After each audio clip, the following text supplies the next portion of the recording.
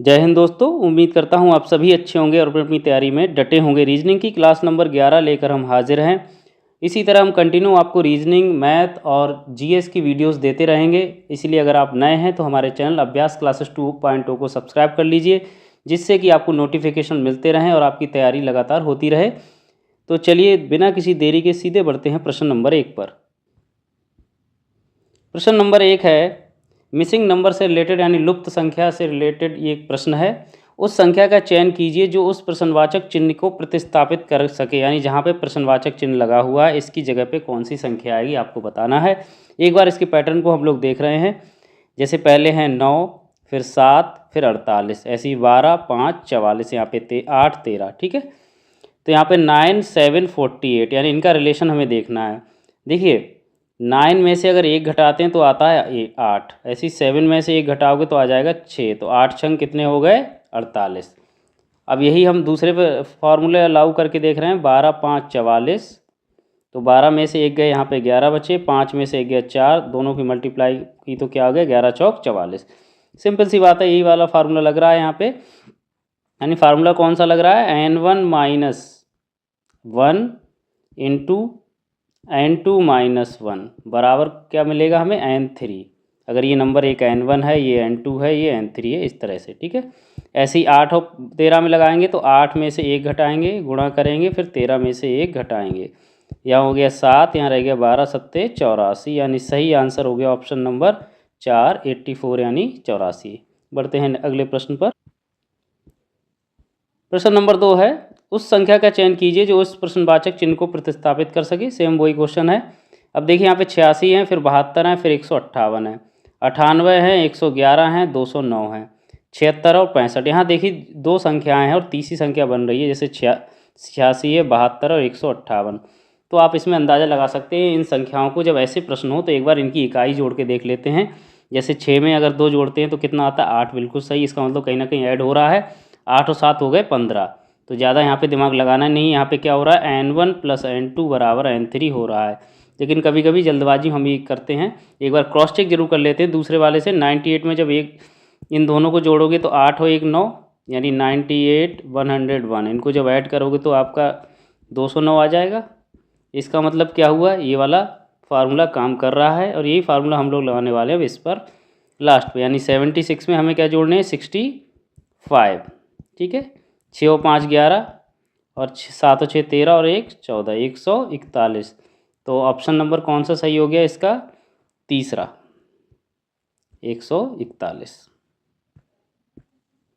प्रश्न नंबर 3 है, दिए गए शब्दों को शब्दकोश के क्रम के अनुसार व्यवस्थित करें। यानी डिक्शनरी के क्रम के अनुसार, अल्फ़ाबेट के क्रम के अनुसार आपको व्यवस्थित करना है। ऑप्शंस आपके दे रखे हैं, जैसे एडवांटेज है, एडवाइस है, एडवाइज है, एडमायरेबल है और एडोरेबल है। ठीक है, अब इसमें क्या है, सब ए से शुरू है तो यहाँ पे तो दूसरा वर्ड हमें देखना पड़ेगा। दूसरा वर्ड सब में डी से शुरू है, यानी पहले 2 वर्ड सबके लगभग सेम है। इसका मतलब यहाँ से काम नहीं चलेगा। तीसरे वर्ड से हम लोग शुरू करेंगे। अब देखिए यहाँ भी वी है, यहाँ भी वी है, यहाँ भी वी है, यहाँ एम है और यहाँ पर ओ है। तो एम पहले आता है, चूँकि आपको याद है सबसे पहले क्या आता है, एम आता है। तो पहले सबसे पहले 4 नंबर हो गया, यानी एडमायरेबल। ठीक है, इसके बाद चूंकि हमने इन दोनों को शॉर्ट लिस्ट किया था तो दूसरा हमने कौन सा, ओ वाला ले लिया सीधे सीधे, यानी 5वें नंबर वाला आ गया अब एडोरेबल। ठीक है, इसके बाद अब अगला क्या है, अब इन तीनों में देखना सब में 3 अक्षर सेम है, ADV तीनों सेम है। अब इसमें देखिए ए आ गया, इन दोनों में आई है, तो इसका मतलब क्या हुआ, ए वाला पहले आएगा तो ए आ गया, ए एडवांटेज। अब इसमें देखिए चौथा अक्षर सेम है, चारों अक्षर सेम है शुरू के। इसमें सी है, इसमें एस है, तो पहले कौन सा आएगा, सी वाला, यानी 2 नंबर वाला एडवाइस। फिर आ जाएगा ये लास्ट में एडवाइस। अब देखिए इसका सही आंसर हो गया सीधे सीधे आपका 4, 5, 1, 2, 3। Option number 2, 4, 5, 1, 2, 3। बढ़ते हैं अगले प्रश्न पर। प्रश्न नंबर 4 है, यदि वर्चुअल के प्रत्येक अक्षर को अंग्रेजी वर्णमाला के क्रम में व्यवस्थित किया जाए तो कितने अक्षरों की स्थिति अपरिवर्तित रहेगी। तो एक बार इसको लिख के देख लेते हैं। पहले हमने जनरली लिख लिया है वर्चुअल को ऐसे ही जैसे इन्होंने लिखा है, 1 2 3 4 5 6 7। अब इसको क्या करेंगे हम लोग, क्रम में लिखेंगे, यानी सबसे पहले क्या आती है अल्फ़ाबेट में, इन सब में ए आएगी पहले, तो सबसे पहले हम ए लिखेंगे। ए के बाद आता है इनमें आई आएगा, आई के बाद आपका आ जाएगा एल, एल के बाद फिर इसमें आ जाएगा आर, आर के बाद हो जाएगा फिर आपका टी, फिर आएगा यू, फिर आएगा बी। ठीक है, ये क्रम हो गया। इनकी नंबरिंग कर लेते हैं, 1 2 3 4 5 6 7। जब इनका कंपैरिजन आप लोग कर रहे हो तो आप देख रहे हो कि सिर्फ आई ही एकमात्र ऐसा है जो 2 नंबर पे आया है। यहाँ भी 2 नंबर पे आया है, यहाँ भी, ये सारे बाकी चेंज हो गए। देखो ए यहाँ पे 6 नंबर पे था, ये 1 नंबर पे आ गया। बी यहाँ पे 1 नंबर पे था, यहाँ पे 7 नंबर पे आ गया। आर 3 पे था, यहाँ 4 पे आ गया। टी 4 पे था तो 5 पे आ गया। यू 5 पे था तो 6 पे आ गया। एल 7 पे था तो 3 पे आ गया। इसका मतलब आई ही इसका एक ही अक्षर है जो अपरिवर्तित रहेगा, जिसकी स्थिति चेंज नहीं हो रही, वो है आई। तो सही आंसर हो गया ऑप्शन नंबर 1। प्रश्न नंबर 5 है, यदि किसी घड़ी में समय 7:35 है तो पानी में कौन सा समय दिखाई देगा। देखो मैं आपको पहले ही बता चुका हूँ, जब भी पानी की बात है तो उसमें आपको कितने में से माइनस करना होता है, 6.5 में से। कितने में से, 6.5 में से घटा दीजिए। यानी अगर टाइम 2 पार्ट में हम लोग जानते हैं, अगर 12 से 6 के बीच का टाइम दे रखा है तब तो आप उसको घटाएंगे 6.5 में से। ठीक है, और अगर टाइम इधर से इधर वाला है, 6 से 12 वाला, ये वाला टाइम हो रहा है, तब आपको घटाना पड़ेगा इसको 18.5 में से। ठीक है, अब चूंकि यहाँ पे घड़ी में समय कितना दे रखा है, 7:35। इसका मतलब क्या हुआ, ये इस वाले पोर्शन की बात है, तो हम कितने में से घटाएंगे, 18:30 में से। जब 18:30 में से 7:35 आप माइनस करेंगे, देखिए तो यहाँ से पूरा 1 घंटा ले लेंगे तो यहाँ पे क्या हो जाएगा, इसको हम क्या लिख सकते हैं, इसको लिख सकते हैं 17:90। 60 मिनट इधर जोड़ लोगे तो इसको 17:90 लिख लो, या 18:30 एक ही बात है। 7:35 इसमें से माइनस जब आप करोगे तो यहाँ पे आपका 5 आ गया, यहाँ पे आ गया 5 आ गया, यहाँ पे भी, यहाँ पे आपका हो गया 10:55। तो सही आंसर हो गया ऑप्शन नंबर 4, 10:55। इसकी ट्रिक है, सिंपल सी ट्रिक है कि अगर पानी वाली बात है तो 12 से 6 के बीच का अगर टाइम टेबल है तो हम सीधे सीधे 6.5 में से घटा देंगे। अगर 6 से लेके 12 वाला टाइम है तो हम कितने में से, या तो 18.5 में से घटा लो या 17:90 में से घटा लो, एक ही बात है। बढ़ते हैं अगले प्रश्न पर। प्रश्न नंबर 6 है, 12:20 पर मिनट और घंटे की सुई के बीच का कोण क्या है। यानी मिनट और घंटे के बीच की सुई का फार्मूला आपको निकालना है। तो ये आपको पता है 11/2 m-30h, ये फार्मूला हम जनरली लगाते हैं। अब यहाँ पे क्या है, h का मान कितना है, 12 है, m का मान कितना है, 20 है। ठीक है, अब इसी फार्मूले पे हम लोग क्या करेंगे, इसका निकाल ले रहे हैं। 11/2 m रख देंगे 20 -30, h का रख देंगे 12। जब इसको डिवाइड करेंगे तो 110 आ जाएगा, ये आ जाएगा 12 3 36, 360। इसमें हम लोग जनरली माइनस कर लेते हैं, लेकिन माइनस से जो अगर इस 30h की वैल्यू इससे ज़्यादा है तो कुछ नहीं, उल्टा करके घटा लो या कुछ कर लो, बात यही है। तो यहाँ पे जो आंसर आ जाएगा वो आपका आ जाएगा 250, 250।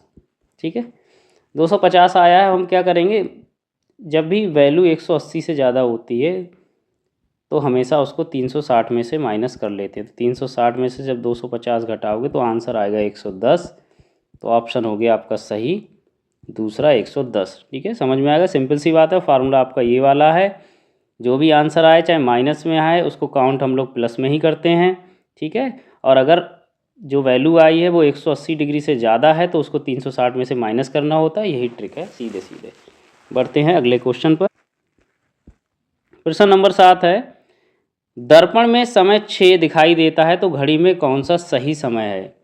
मिरर वाली है, तो मिरर में अगर 6 बजे दिखाई देता तो घड़ी में कौन सा सही समय है। तो आपको याद रखना है कि जब भी इस तरह का प्रश्न है तो हम कितने में से घटाते हैं, 11:60 या 12 बजे। 11:60 में से हम लोग जनरली, सिंपल सी ट्रिक है, माइनस करेंगे दर्पण के लिए। जब 6 घटा लेंगे इसमें से तो ये बचेगा 5:60, जिसको हम 6 बजे ही तो कहेंगे, या सीधे सीधे आप 12 में से घटा लीजिए। 12 में से 6 घटाओगे तो भी आपका 6 ही बचेगा। ठीक है, जब मिनट वगैरह दे रखे होते हैं तो हम लोग 11:60 में से घटा लेते हैं। जब मिनट वगैरह नहीं दे रखे हैं, पूरे पूरे बज रहे होते हैं, तो हम 12 में से घटा सकते हैं। यही इसकी ट्रिक है। तो सही आंसर हो गया ऑप्शन नंबर तीसरा 6।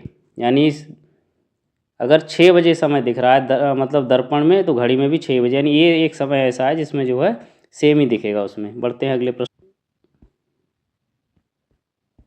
प्रश्न नंबर 8 है, एक कक्षा में 42 विद्यार्थी हैं। यदि कृतिका का स्थान शीर्ष से 18 है तो नीचे से उसका कौन सा स्थान है। कहने की बात यह है कि मान लीजिए शीर्ष का मतलब यहाँ से लेके यहाँ तक का स्थान पूछा है, और नीचे का आपको बताना टोटल यहाँ से यहाँ तक कितने दे रखे हैं, 42 दे रखे हैं, यानी कि यहाँ 18 है और ये चीज़ आपको पता नहीं है। ठीक है, ऐसे सवालों में कुछ नहीं करना है, टोटल में से आपको माइनस कर लेना है, चाहे शीर्ष का दे रखा हो तो शीर्ष का, और नीचे का दे रखा है, बॉटम का दे रखा है तो बॉटम का। 42 में से जब 18 आएंगे तो 24 आएगा, और एक जोड़ लेना है लास्ट में। आंसर में क्या कर देना है, +1 कर देना है, सिंपल। यानी दोनों का डिफरेंस निकाला, 42 18 का, 24 आ गया, और एक ऐड कर देना, तो सही आंसर हो गया ऑप्शन नंबर 3 25। प्रश्न नंबर 9 है, 7 छात्र HI JK LMN और N सभी ने अलग अलग अंक प्राप्त किए। H ने केवल N से अधिक अंक प्राप्त किए। 3 छात्रों के अंक J और I के अंकों के बीच थे। I ने सर्वाधिक अंक प्राप्त नहीं किए। कितने छात्रों ने J से कम अंक प्राप्त किए, यानी आपको ये देखना है J के नीचे कितने हैं अंकों में। अब देखिए सवाल को समझते हैं और इसका बनाते हैं हम लोग एक डायग्राम। एक मान लीजिए आपने कुछ लाइंस खींच ली। अब इसमें दिया है H ने केवल N से अधिक अंक प्राप्त किए।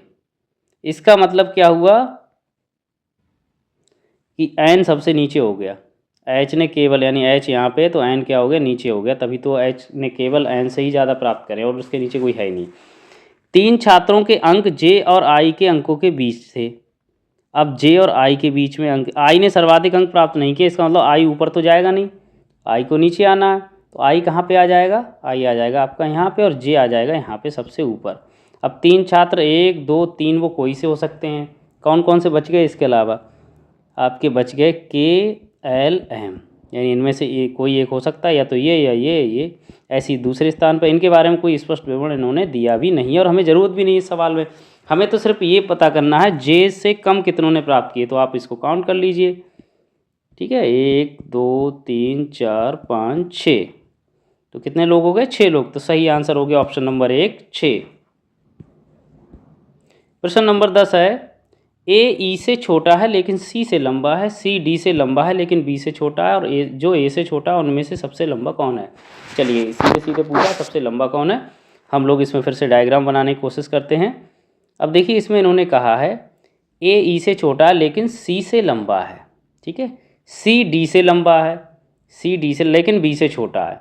इसका मतलब क्या हुआ, B यहाँ कहीं होगा और B से छोटा C है और C D से लंबा है, तो ये तो इनका क्लियर हो गया। अब इनके ऊपर नीचे जाना वो देखते हैं। अब आगे 2 ही बचते हैं, A और E। A क्या है, E से छोटा लेकिन C से लंबा है, सिंपल सी बात हो गई। तो A यहाँ पे कहाँ आ जाएगा, यहाँ आ जाएगा, क्योंकि E से छोटा तो E हो गया सबसे ऊपर। तो सबसे लंबा कौन सा हो गया आपका E, तो सही आंसर हो गया ऑप्शन नंबर 2 E। प्रश्न नंबर 11 है, पांडा बांस कोआला, यानी जैसे पांडा होता है वो बांस को खाता है, वैसे कोआला किसको खाता है। तो कोआला जो है ऑप्शंस आपके दे रखे हैं, छाल, घास, यूकेलिप्टिस, मछली, तो वो खाता है यूकेलिप्टिस को। तो सही आंसर हो गया ऑप्शन नंबर 3 यूकेलिप्टिस। प्रश्न नंबर 12 है, चींटी, एंटलिंग, हिरन। जैसे चींटी के बच्चे को एंटलिंग कहते हैं, वैसे हिरन के बच्चे को क्या कहते हैं, यहाँ पे ये पूछा गया है। क्या पिल्ला कहते हैं, तो आपको पता है पिल्ला नहीं कहते। पिल्ला किसको कहते हैं, कुत्ते के बच्चे को, पप्पी, यानी मृगछौना या फॉन। हाँ यही आंसर सही है, मृगछौना या फॉन कहते हैं अंग्रेजी में, हिंदी में कहते हैं मृगछौना, तो हिरण के बच्चे को फॉन कहते हैं। तो सही आंसर हो गया ऑप्शन नंबर 2। प्रश्न नंबर 13 है, दिए गए समीकरण को संतुलित करने के लिए किन 2 चिन्हों को परस्पर बदलना होगा। कौन से 2 चिन्ह आपको बदलने होंगे, आपको दे रखी है equation. 81 + 3 divide by 9 multiply by 5 minus 12 बराबर 60 लाना है, कैसे भी करके 60 आना चाहिए। अब देखिए यहाँ पे एक बार डिवाइड वाले को देखते हैं, तो डिवाइड वाला यहाँ पे सीधे सीधे डिवाइड नहीं हो रहा है, यानी 3 मतलब उल्टा डिवाइड होगा। 3 को डिवाइड करना है 9 से, तो पॉइंट में आंसर आएगा। तो यहाँ पे ये पूर्ण संख्या नहीं आ रही है, तो हम क्या करेंगे यहाँ पे, इसका मतलब हमें डिवाइड वाले को तो बदलना ही बदलना है, इसको बदलना है। अब डिवाइड के साथ या तो माइनस हो सकता है या प्लस, तो पहला ऑप्शन लगा के देखोगे अगर आप, 81 प्लस को करेंगे हम डिवाइड से और डिवाइड को करेंगे प्लस से, बाकी किसी को नहीं छूना है। अब 3 से जब 81 को करोगे तो आएगा 27, 27 3 81 होते हैं, प्लस 9 पंजे 45, यानी इनकी एक बार मल्टीप्लाई चलो बाद में कर लेंगे। 27 + 45 - 12, जब इनको आप जोड़ लोगे तो आपका जो आंसर आएगा 7 और 5 12, 4 और 2 6 और 1 7, 12 गए बच्चे 60। तो सही आंसर हो गया ऑप्शन नंबर 1, डिवाइड और प्लस। अगर ये ऑप्शन सही नहीं आता तो हम एक बार तीसरा ऑप्शन लगा के देखते। ठीक है।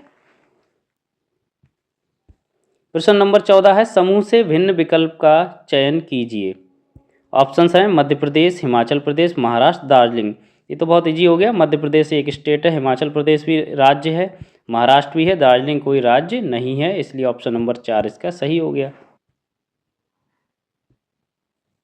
प्रश्न नंबर 15 है, समूह से भिन्न विकल्प का चयन कीजिए। File, refrigerator, laptop, television. देखिए रेफ्रिजरेटर, लैपटॉप, टेलीविज़न ये एक तरह से इलेक्ट्रॉनिक डिवाइसेस है, इक्विपमेंट्स हैं, यानी यंत्र हैं, जो कि फ़ाइल जो है, फ़ाइल आपकी कैसी, ये कंप्यूटर के अंदर की फ़ाइल हो सकती है, या फ़ाइल आपकी जो है स्टेशनरी से रिलेटेड भी सामान हो सकता है, जिसको हम लोग फ़ाइल कहते हैं, जो स्टेशनरी होती है उसके लिए। तो आज के लिए बस इतना ही। अगर आपको कोई क्वेरी है तो हमें कमेंट ज़रूर करें। बहुत बहुत धन्यवाद।